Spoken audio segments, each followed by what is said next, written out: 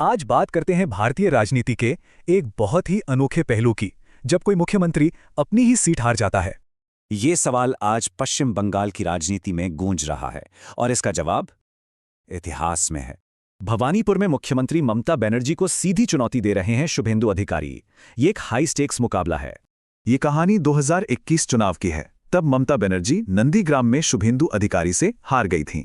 सोचिए 10 साल मुख्यमंत्री रहने के बाद भी उन्हें अपनी ही सीट पर हार मिली। ये एक बहुत बड़ा झटका था। लेकिन ऐसा पहली बार नहीं हुआ है। मुख्यमंत्री पद पर रहते हुए पहले भी नेता चुनाव हारे हैं। चलिए देखते हैं। भारत में सीएम रहते हुए चुनाव हारने का एक पैटर्न सा रहा है, जिसकी शुरुआत 1971 में हुई थी।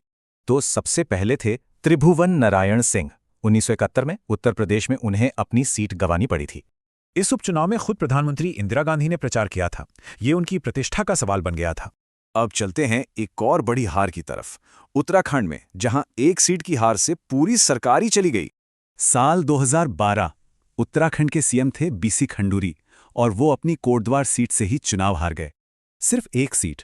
इस एक सीट की हार से उनकी पार्टी बहुमत से चूक गई और सरकार नहीं बना पाई। तो अब वापस आते हैं पश्चिम बंगाल। आखिर भवानीपुर की लड़ाई नंदीग्राम से भी ज्यादा जरूरी क्यों है? देखिए, भवानीपुर एक कॉस्मोपॉलिटन सीट है। यहाँ बीजेपी ने जमीनी स्तर पर काफी काम किया है। ये कालीघाट इलाका ममता बनर्जी का गढ़ है। उनका घर यहीं है। यहाँ हारने के मायने बहुत बड़े होंगे। तो अगर ममता भवानीपुर हारती हैं तो ये सिर्फ एक सीट की हार नहीं होगी, ये सत्ता से बाहर होने का संकेत हो सकता है। ये एक ऐसा रिकॉर्ड होगा जो कोई भी नेता नहीं बनाना चाहेगा, और ये उनकी राजनीति के लिए एक बहुत बड़ा संकट होगा। तो दांव पर सिर्फ एक सीट नहीं है, दांव पर है पश्चिम बंगाल का भविष्य और तृणमूल कांग्रेस का अस्तित्व। इसका जवाब तो नतीजों में ही मिलेगा, लेकिन ये भारतीय राजनीति का एक ऐतिहासिक पल जरूर साबित हो सकता है।